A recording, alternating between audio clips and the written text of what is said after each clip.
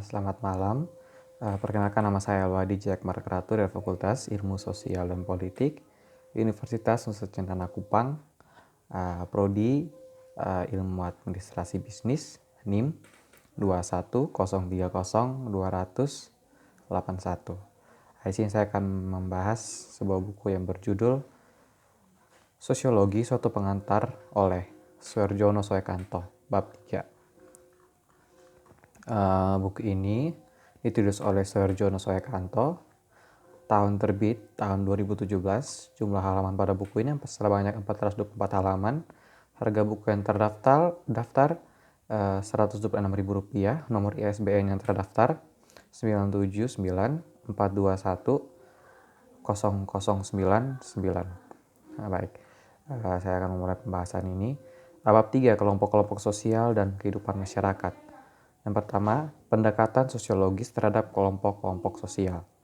Kelompok sosial atau social group adalah himpunan atau kesatuan-kesatuan manusia yang hidup bersama karena adanya hubungan antar mereka. Hubungan tersebut antara lain menyangkut hubungan timbal balik yang sering mempengaruhi dan juga suatu kesadaran untuk saling menolong. Beberapa persyaratan kelompok sosial adalah: yang pertama, setiap anggota kelompok tersebut harus sadar bahwa dia merupakan sebagian dari kelompok yang bersangkutan. Yang kedua, adanya hubungan timbal balik antara anggota yang satu dengan anggota yang lainnya. Yang ketiga, terdapat suatu faktor yang dimiliki bersama oleh anggota-anggota kelompok itu sehingga hubungan antar mereka bertambah erat. Yang keempat, bersyukur, berkaidah, dan mempunyai pola perilaku.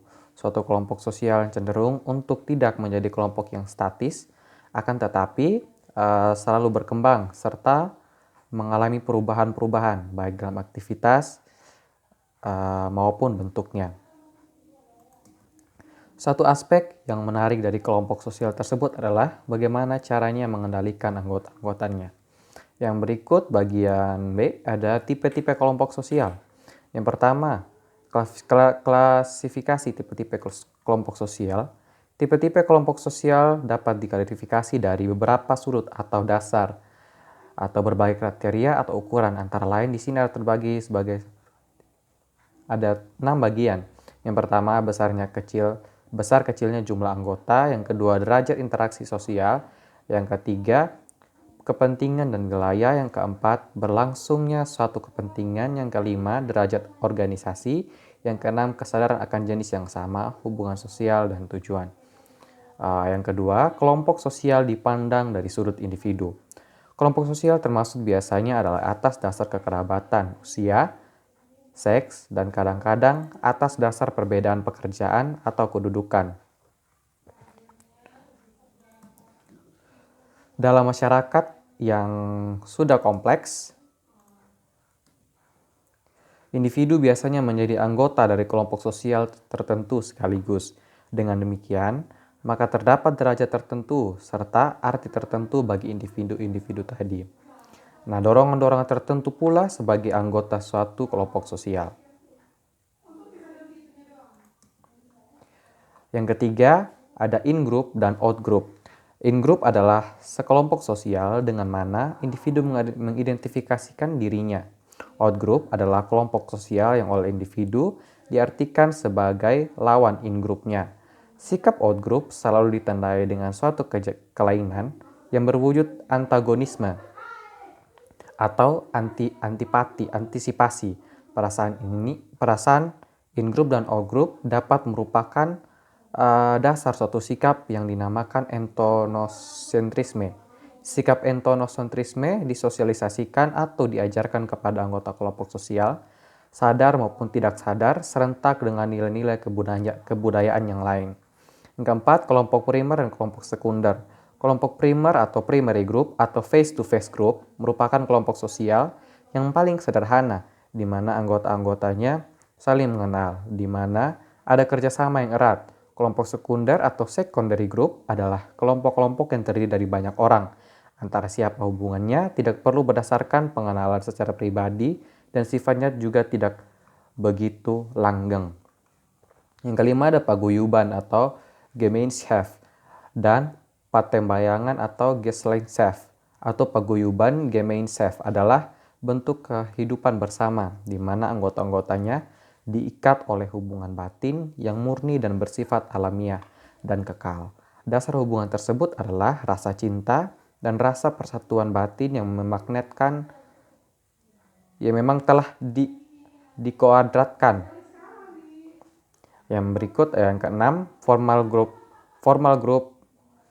dan formal group dan grup formal group adalah kelompok yang mempunyai peraturan tegas dan sengaja diciptakan oleh anggota-anggotanya untuk mengatur hubungan antar sesamanya.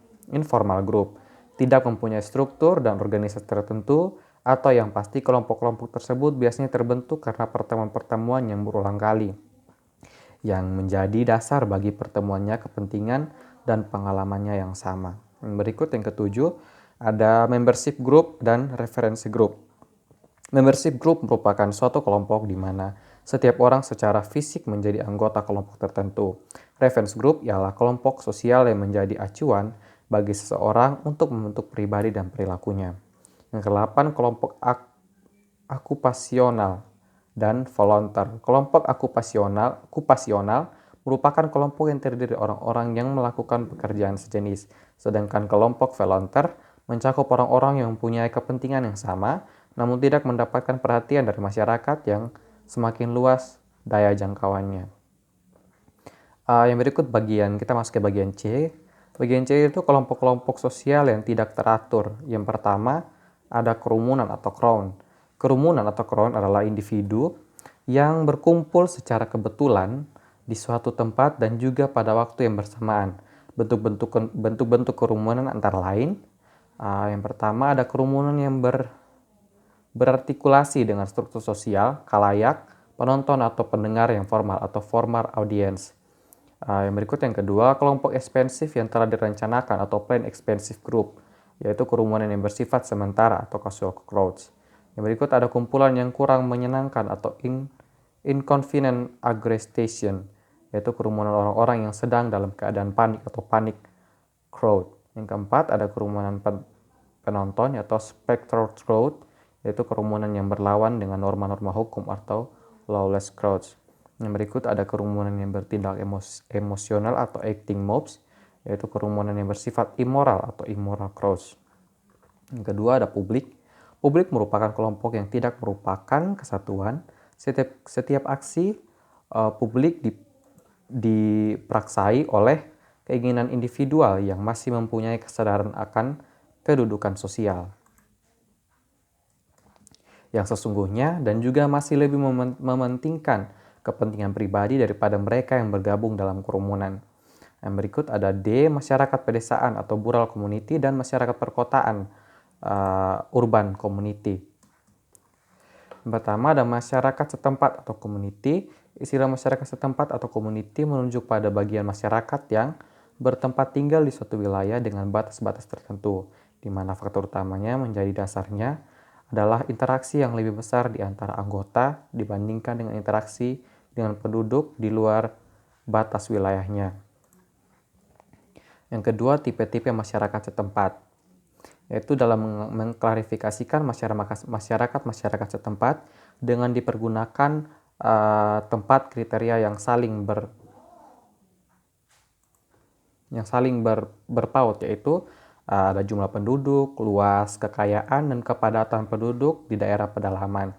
Terus ada fungsi-fungsi khusus dari masyarakat setempat terhadap seluruh masyarakat, organisasi masyarakat setempat yang juga yang bersangkutan. Yang berikut ada yang ketiga, masyarakat pedesaan dan masyarakat perkotaan.